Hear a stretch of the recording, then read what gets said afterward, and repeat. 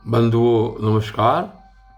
कल की वीडियो में आपने हिरण्याक्ष का वध सुना कि किस प्रकार भगवान ने हिरण्याक्ष का वध किया और सभी देवी देवता उससे बहुत प्रसन्न हुए। और आज के इस एपिसोड में आगे देखिए क्या बताते हैं कि ब्रह्मा जी ने जो सृष्टि रची है उनके द्वारा और भी कई सृष्टि रची गई हैं। और शौनक जी कहते हैं कि सूत जी पृथ्वी रूप आधार पाकर, जिसमें आप सुन चुके हैं इसमें कि वाराह भगवान पृथ्वी को ऊपर लाए थे और उन्होंने उसको फिर स्थित कर दिया था। तो कहते हैं कि पृथ्वी रूप आधार पाकर स्वयंभू मनु ने आगे होने वाली संतति को उत्पन्न करने के लिए किन किन उपायों का अवलंबन किया। विदुर जी बड़े ही भगवत भक्त और भगवान श्री कृष्ण के अनन्य स्वरत थे, इसलिए उन्होंने अपने बड़े भाई धृतराष्ट्र को उनके पुत्र दुर्योधन के सहित भगवान श्री कृष्ण का अनादर करने के कारण अपराधी समझकर त्याग दिया था। वे महर्षि द्वैपायन के पुत्र थे और महिमा में उनसे किसी भी प्रकार से कम नहीं थे तथा सब प्रकार भगवान श्री कृष्ण के आश्रित और कृष्ण भक्तों के अनुगामी थे। तीर्थ सेवन से उनका अंतःकरण और भी शुद्ध हो गया था। उन्होंने कुशावर्त क्षेत्र में बैठे हुए तत्वज्ञानियों से श्रेष्ठ मैत्रेय जी के पास जाकर और क्या पूछा। सूत जी, उन दोनों में वार्तालाप होने पर श्री हरि के चरणों से संबंध रखने वाली बड़ी पवित्र कथाएं हुई होंगी, जो उन्हीं चरणों से निकले हुए गंगा जल के समान संपूर्ण पापों का नाश करने वाली होंगी। सूत जी, आपका मंगल हो। आप हमें भगवान के वे पवित्र चरित्र सुनाइए, कथाएं सुनाइए। प्रभु के उदार चरित्र तो कीर्तन करने योग्य होते हैं। भला ऐसा कौन रसिक होगा जो श्री हरि के लीलामृत का पान करते करते तृप्त हो जाए। नैमिषारण्यवासी मुनियों के इस प्रकार पूछने पर उग्र शर्मा सूत जी ने भगवान में चित्त लगाकर उनसे कहा कि सुनिए। और फिर सूत जी सुनाना शुरू करते हैं और कहते हैं कि मुनिगण अपनी माया से वराह रूप धारण करने वाले श्री हरि की रसातल से पृथ्वी को निकालने और खेल में ही तिरस्कार पूर्वक हिरण्याक्ष को मार डालने की लीला सुनकर विदुर जी को बड़ा आनंद हुआ और उन्होंने मुनिवर मैत्रेय जी से ये कहा।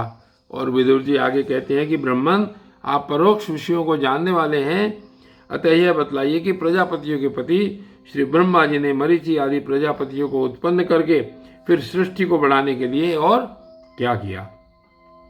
मरीचि आदि मुनीश्वरों ने और स्वयंभू मनु ने भी ब्रह्मा जी की आज्ञा से किस प्रकार प्रजा की वृद्धि की।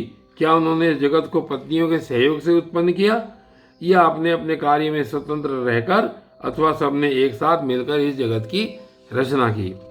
इसके उपरांत श्री मैत्रेय जी कहते हैं कि विदुर जी, जिसकी गति को जानना अत्यंत कठिन है, उस जीवों के प्रारब्ध, प्रकृति के नियंता पुरुष और काल, इन तीन हेतुओं से तथा भगवान की सन्निधि से त्रिगुणमय प्रकृति में क्षोभ होने पर उससे महतत्व उत्पन्न हुआ।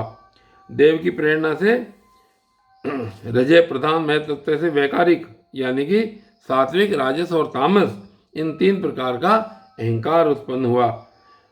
उसने आकाश आदि पांच पांच तत्वों के अनेक अनेक वर्ग प्रकट किए और ये सब अलग अलग रहकर भूतों के कार्य रूप ब्रह्मांड की रचना नहीं कर सकते थे। इसलिए उन्होंने भगवान की शक्ति से परस्पर संगठित होकर एक स्वर्ण वर्ण अंड की रचना की।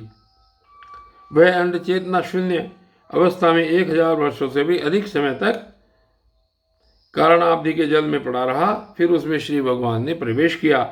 उसमें अधिष्ठित होने पर उनकी नाभि से सहस्त्र सूर्यों के समान अत्यंत देदीप्यमान एक कमल प्रकट हुआ, जो संपूर्ण जीव समुदाय का आश्रय था। उसी से स्वयं ब्रह्मा जी का भी आविर्भाव हुआ है।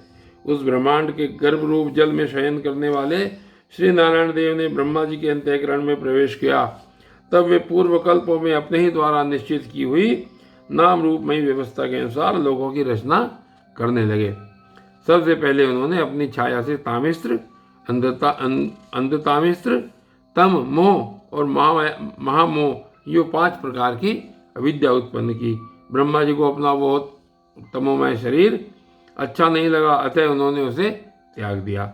तब जिससे भूख प्यास की उत्पत्ति होती है, ऐसे रात्रि रूप उस शरीर को उसी से उत्पन्न हुए यक्ष और राक्षसों ने ग्रहण कर लिया। उस समय भूख प्यास से अभिभूत होकर वे ब्रह्मा जी को खाने को दौड़ पड़े और कहने लगे, इसे खा जाओ, इसकी रक्षा मत करो, क्योंकि वे भूख प्यास से व्याकुल हो रहे थे। तो ब्रह्मा जी ने घबराकर उनसे कहा, अरे यक्ष राक्षसों, तुम मेरी संतान हो, इसलिए मुझे भक्षण मत करो, मेरी रक्षा करो। तो जिन्होंने उनमें से जिन्होंने कहा था कि खा जाओ वे यक्ष हुए, और जिन्होंने कहा था कि रक्षा मत करो वे अंत में राक्षस कहलाए। फिर ब्रह्मा जी ने सात्विक की प्रभाव से दैदीप्यमान होकर मुख्य मुख्य देवताओं की रचना की। उन्होंने क्रीड़ा करते हुए ब्रह्मा जी के त्यागने पर उनका वह दिन रूप प्रकाश में शरीर ग्रहण कर लिया।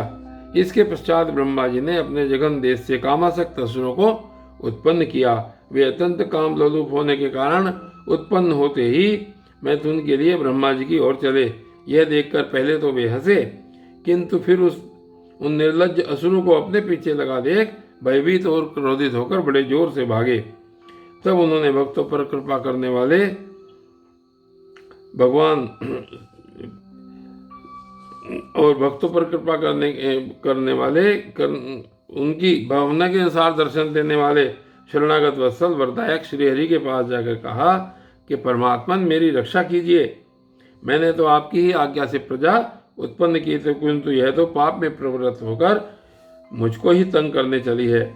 नाथ, एकमात्र आप ही दुखी जीवों का दुख दूर करने वाले हैं, और जो आपके चरण शरण में नहीं आते उन्हें दुख देने वाले भी एकमात्र आप ही हैं।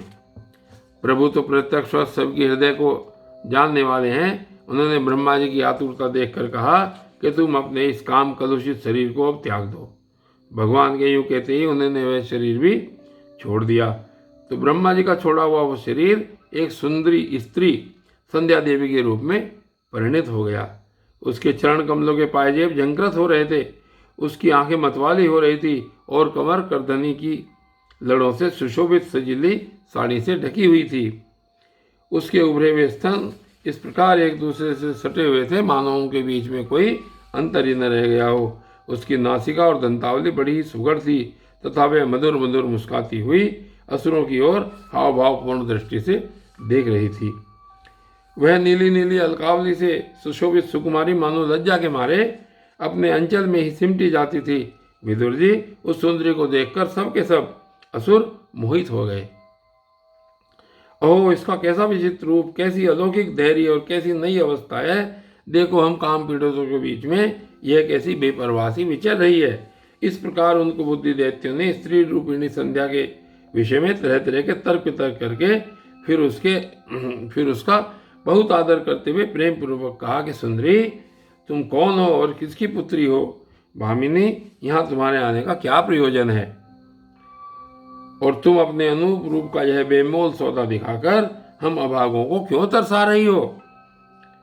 और अबले तुम कोई भी क्यों न हो, हमें तुम्हारा दर्शन हुआ, यह बड़े सौभाग्य की बात है। तुम अपनी गेंद उछाल उछाल कर तो हम दर्शकों के मन को मथे डालती हो।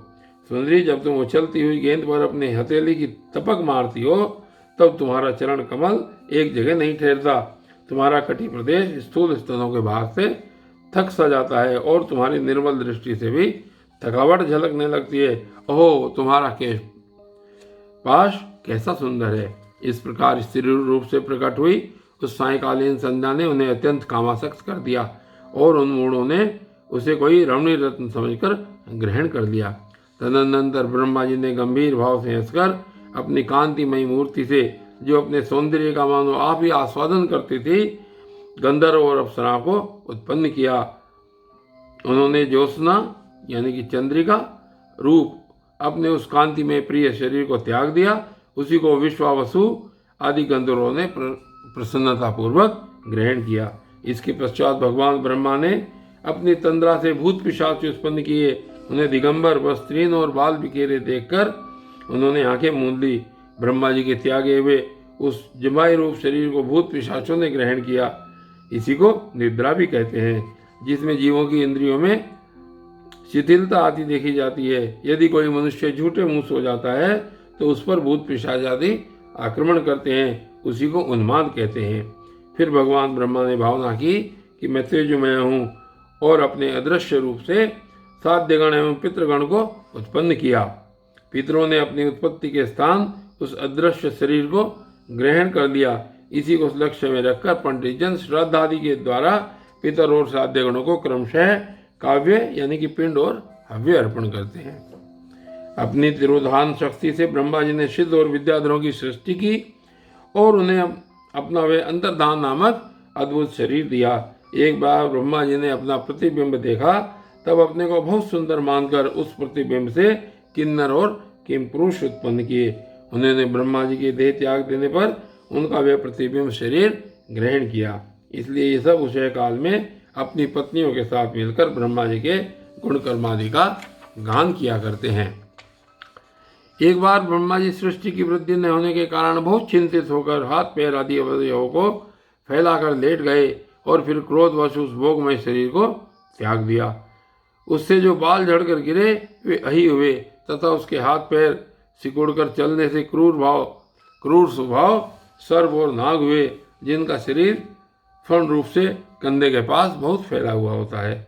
एक बार ब्रह्मा जी ने अपने को कृत्य सा अनुभव किया। उस समय अंत में उन्होंने अपने मन से मनुओं की सृष्टि की। वे सब प्रजा की वृद्धि करने वाले हैं। मनस्वी ब्रह्मा जी ने उनके लिए अपने पुरुषाकार शरीर को त्याग दिया। मनुओं को देखकर उनसे पहले उत्पन्न हुए देवता गंधर्वादी ब्रह्मा जी की स्तुति करने लगे। वे बोले, विश्वकर्ता ब्रह्मा जी, आपकी यह मनुओं की सृष्टि बड़ी ही सुंदर है। इसमें अग्निहोत्र आदि सभी कर्म प्रतिष्ठित हैं। इसकी सहायता से हम भी अपना अन्न यानी कि हविर्भाग ग्रहण कर सकेंगे। फिर आदि ऋषि ब्रह्मा जी ने इंद्रिय संयम पूर्वक तप, विद्या, योग और समाधि से उत्पन्न हो अपनी प्रिय संतान ऋषिगण की रचना की और उनमें से प्रत्येक को अपने समाधि, योग, ऐश्वर्य, तप, विद्या और वैराग्य में अंश शरीर का अंश दिया। और आज इस प्रकार ये तृतीय स्कंद का अध्याय 20 यहीं पर समाप्त होता है। आगे की कथा में कल देखते हैं क्या होता है। तब तक के लिए धन्यवाद।